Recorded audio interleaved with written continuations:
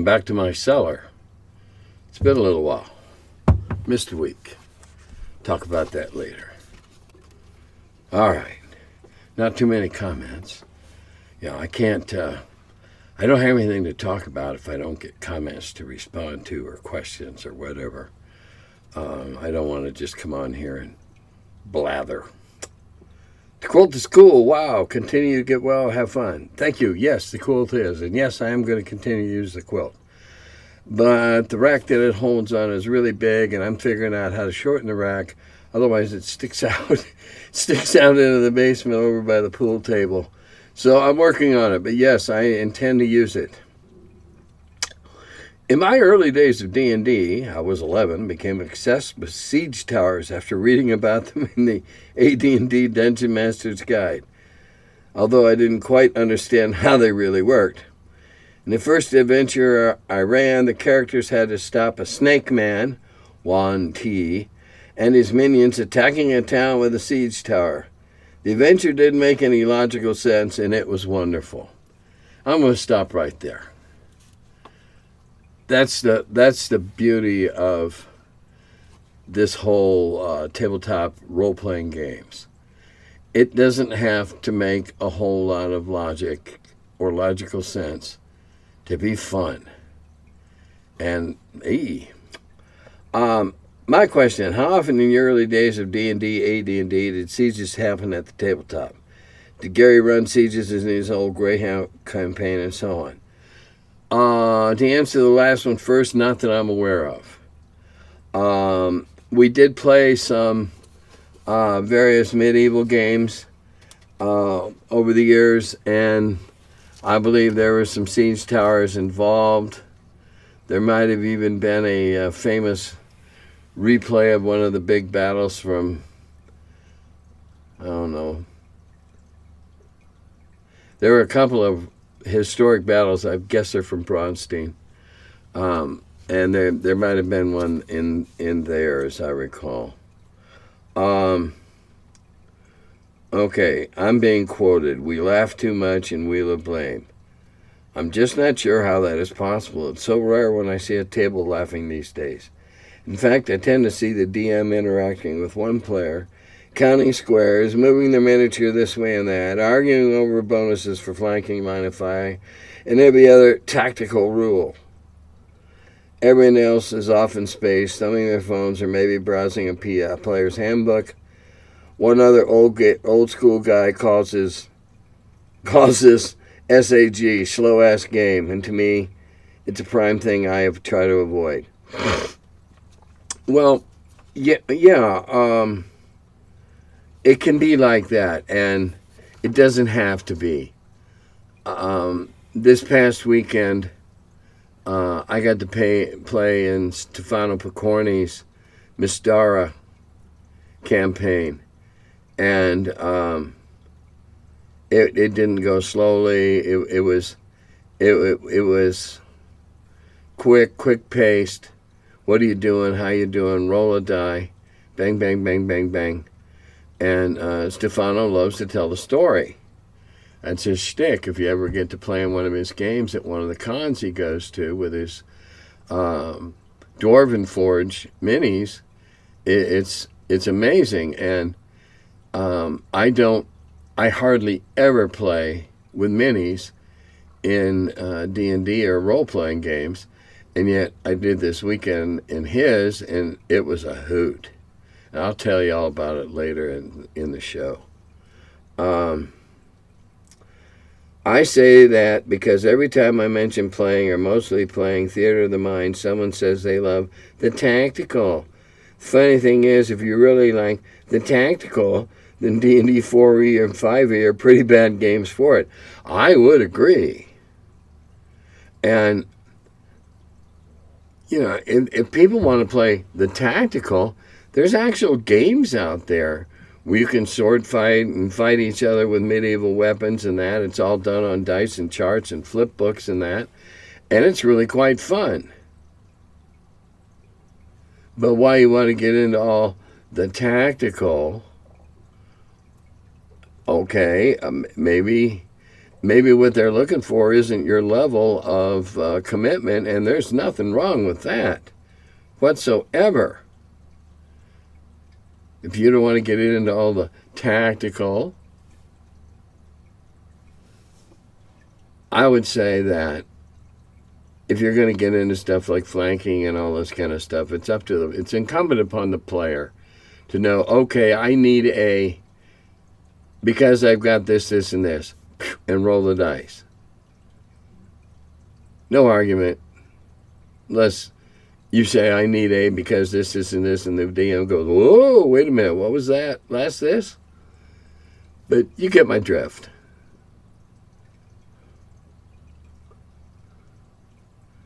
If tactical is your thing, then cool, but it isn't mine.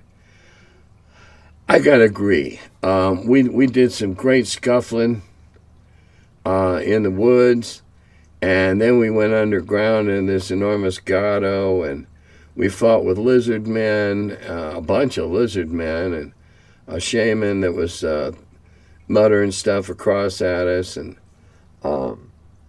there was tactical in that. Okay, where are you? Because with Stefano's world, he's got 1-inch squares or 4-inch squares, or whatever is appropriate, and it's just easy. Okay, 1, 2, 3, 4, 5, 6. That's my movement. Next, and it went really well, really well. I know you're not one for game bashing and are pro everyone enjoying what they enjoy, which I more than think is the right way. I'd be interested in your views on the RPG Mazes by 9th level. I personally have found it a great way to get players to play a game with such a short startup time. I can have a group running in under 10 minutes, including them rolling up PCs who've never played it before. Do you also have any suggested great RPGs that run out of the box real quick? I have no opinion on Mazes because I'm not familiar with it. Sorry. With all the stuff that's out there, my basement would be even worse looking than it is now if everybody sent me copies of stuff. No. There's board games every once in a while I wish somebody'd send me a copy of. But as I don't do reviews, oh well. Yeah, there's 2 games that come to mind immediately. Dungeon Crawl Classic and Mutant Crawl Classic. Dungeon Crawl is a little easier because you're not... Well, Mutant Crawl is post-apocalyptic. It depends on your audience. But they're real easy, stack of character sheets. And all they got on them is names, basically. And off you go. Bang, you're playing. When DCC used to run their intro games at the various game stores and that, they were up and running, boom, right away. Granted, they had some of the game stores had people that were more experienced with the game than others, but all of them were off and running pretty quickly. And those are 2 good ones. Dungeon Crawl Classic is what it sounds. Mutant Crawl Classic is post-apocalyptic with mutants and robots and mad AI programs and, well, not mad, but corrupted AI programs.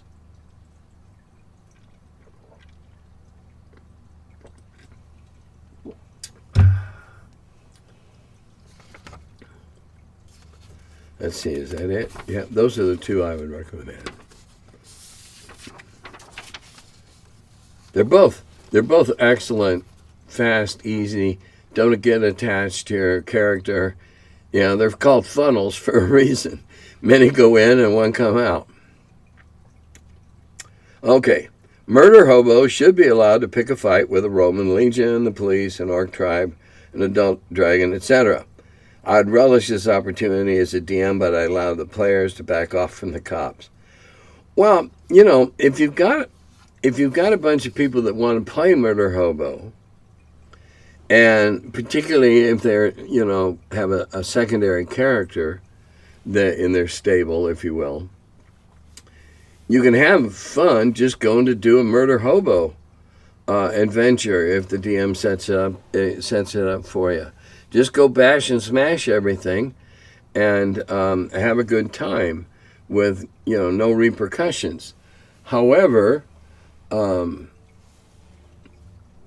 I think Rome is not even a cohort, not even a file. No, that wouldn't be good. And adult dragon, anybody, even if you weren't impressed by Smaug in The Hobbit, if you saw Daenerys' dragons destroy an entire army, then you really rethink about going to attacking adult dragons, because it should be, unless there's guile and trickery involved of some sort, there's no way. No way. Not if we take as for granted that dragons are as big as hers were. Maybe they were smaller. I don't know. Maybe they were as big as the moon. Tim, I wonder if you have any opinions or experiences with any of the old Judges Guild stuff for D&D. I'm curious if you ever looked over any of their material and what your thoughts are on them. My experience is that they had a lot of gems, but also a lot of chaff. The newsprint style paper they used in typesetting was pretty dreadful, but often the material was quality. Their maps were especially nice and big and thick in textures. I guess they put all their money into the map printing. Also, it would be interesting to hear how much you know about or involved with the early licensing of D&D to Judges Guild and the eventual pulling of such permission. I'd like to learn as much history as possible regarding the seemingly short area of third-party publishers having official permission or a proper license. Okay. As a matter of fact, I knew quite a bit about the Judges Guild. I was aware of it before I went to TSR, and when I got to TSR, it was one of my assigned jobs was to vet all their material so that there was nothing, because it was licensed, so that there was nothing breaking any of the rules or breaking the system or anything radically new that we felt was an imbalance. Judges Guild started as a bunch of DMs that started sharing stuff with each other. Yeah, it was on newsprint, and yeah, it was typewritten and that, but it truly started out as like a collective of judges sharing their stuff. Yeah, there were some dandies. Yeah, there were some dogs. Tegel Manor, woo! Yeah, that's Judges Guild. What a great one. Invincible's City State of the Invincible Overlord, the masterpiece of all printed third-party adventures. The masterpiece. I've never seen anything that impressed me more. They had the license before I got there. They came to Gary and Brian and said, hey, we'd like to do these things. And Gary and Brian saw them as, yeah, cool. I don't think there's even any royalties involved. But the Judges Guild was able to supply things that TSR did not have the time to do on their own, which was adventures, ready-made adventures. Some good ones, some bad ones, but here they are. And so it was up to Judges Guild to select the wheat from the chaff and only publish the wheat. But they served a purpose for TSR. TSR, and this is something we struggled with mightily, TSR was looking for ways to show people, hey, you can do it too. And in this case, a very involved do it too. You can do it too. Here's something we don't have the time to write, But it's all cool because it follows all the rules. And so they filled a void that we didn't have time to fill. It ended when TSR started writing their own stuff.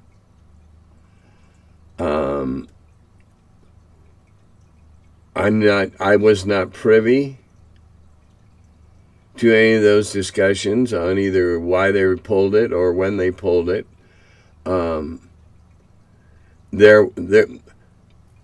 don't mean to sound callous, but in the early days, a lot of third-party stuff were doing stuff that the company didn't have, whichever company didn't have time to do on their own. The ideal for a game product is a game, the miniatures, everything ready all at once, you sell it all. But that doesn't always happen. Third-party publishing filled a void that the bigger companies, or the companies that soon became bigger, weren't able to fill on their own. Plain and simple.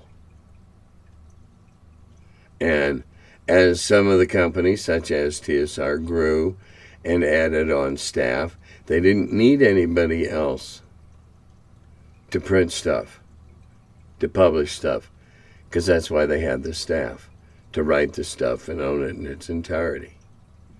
And such is the way of business. All right.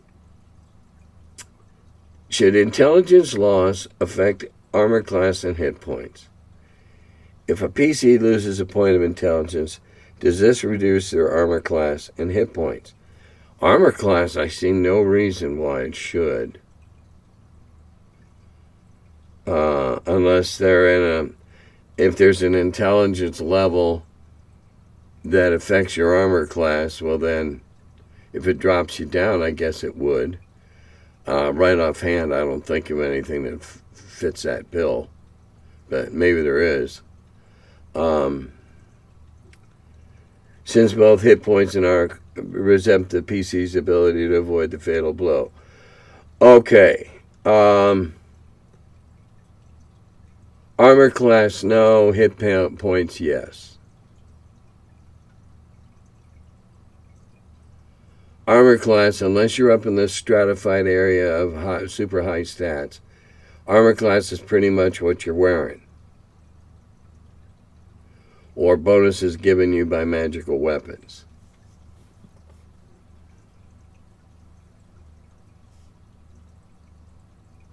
Hit points, okay. Yeah. You could, if you wanted to look at it clinically, if you're going to lose that point of intelligence, I'd give the character a form of partial amnesia. They couldn't remember how to do that. Whatever that was. But then, that's just me. Tim, issues of the Dragon magazine that you edited, which ones can you still remember the contents of?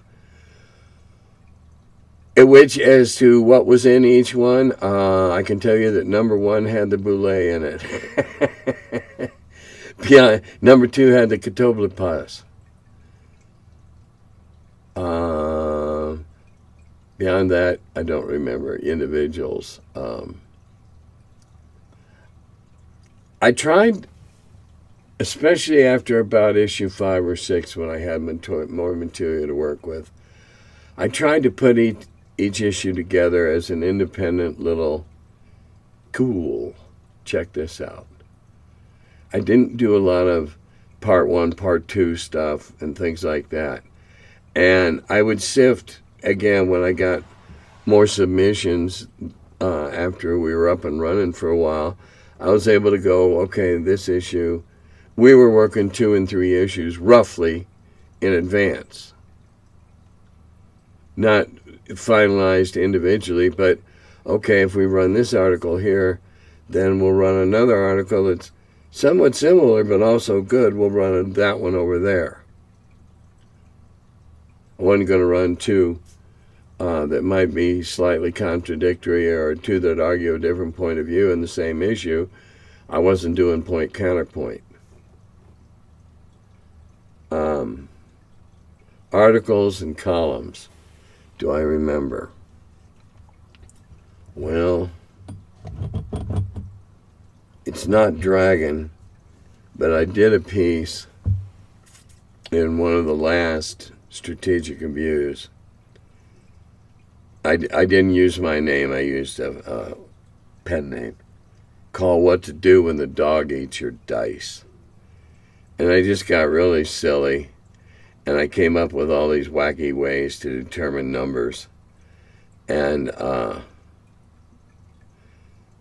the best one was mano y mano, and that's where two male players sit and pull chest hairs out of each other to determine a number.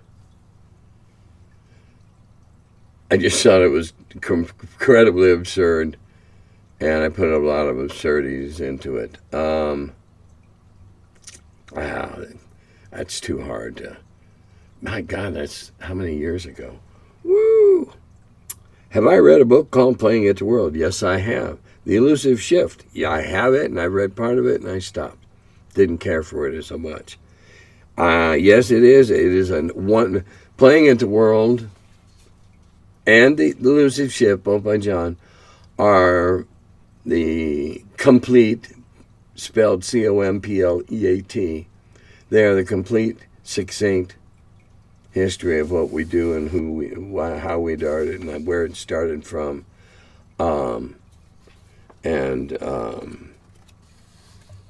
Gaming goes back to flats that the Prussians used to teach tactics on a big table.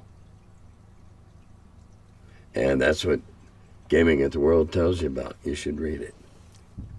Okay. Where was I last week? I was in Seattle. It's still, and I don't mean this to be a brag, I'm just sharing. It's still kind of surreal. I was flown out first class, picked up at the airport. We stopped at a dispensary before we got to the house and bought way more pot than we could possibly smoke. So I left it as a house guest gift. And I stayed with Stefano Picorni and his lovely lady Ann Carlton at their house that overlooks an arm of Puget Sound. Their front yard includes a big pine. And when I say front yard, it's more like a 20 feet. And they're like, probably 200 feet above the water. But there's these old wooden rickety steps that I'd have to be a much younger man to try to do. Anyway, at the edge of the water, the edge, they have a big pine tree. And two bald eagles frequent it. You can't see them when they're in their nest. You can only see them as they come out. It's not an eyrie yet. It's like a perch in a hunting spot. And so when they're in it, you can't see them. You only see them coming in or going out. Amazing. Stefano has his own murder of crows that he befriended during the pandemic and now come down and eat on his deck with him sitting there a few feet away, and they eat anything and everything. He has squirrels that come up and take nuts out of his hand.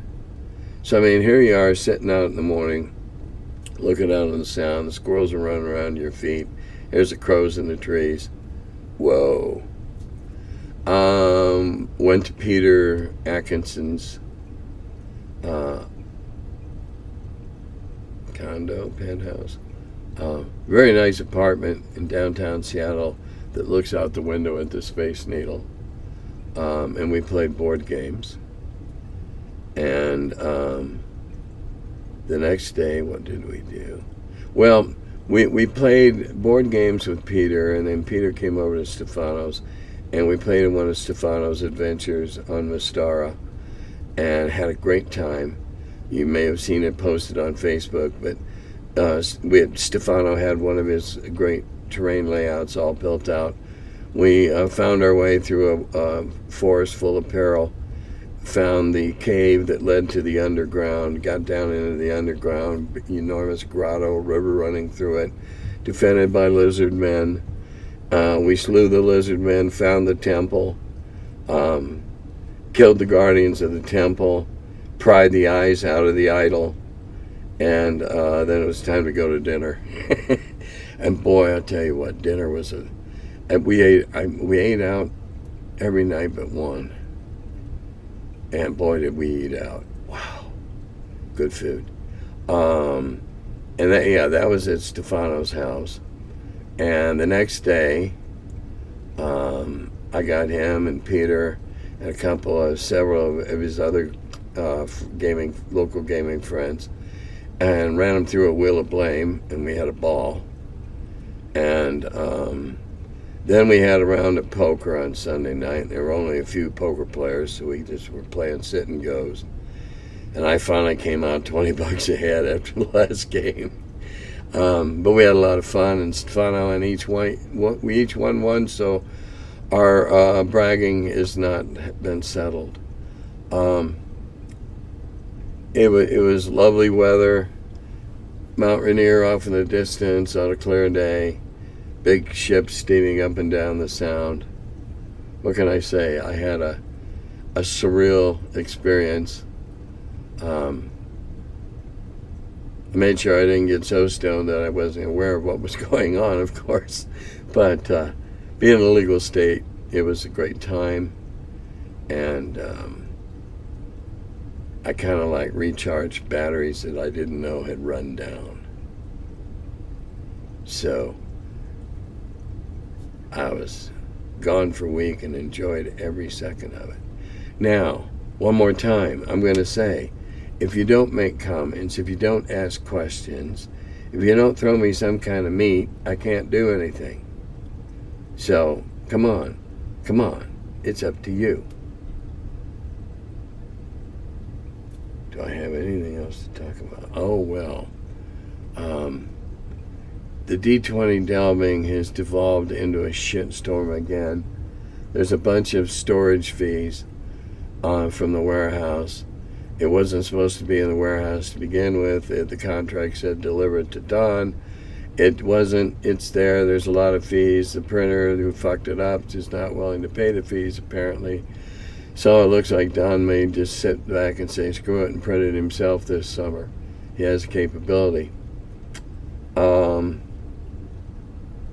And the Lost Adventures, I believe, will be printed up and started being shipped out probably around the 6th or 7th.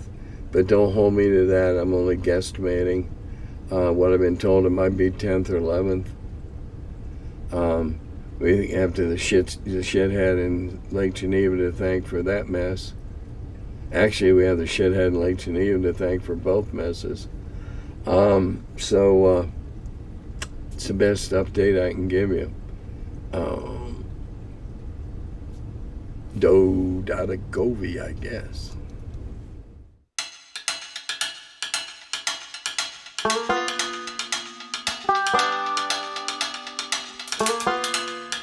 Hello, and welcome to my cellar.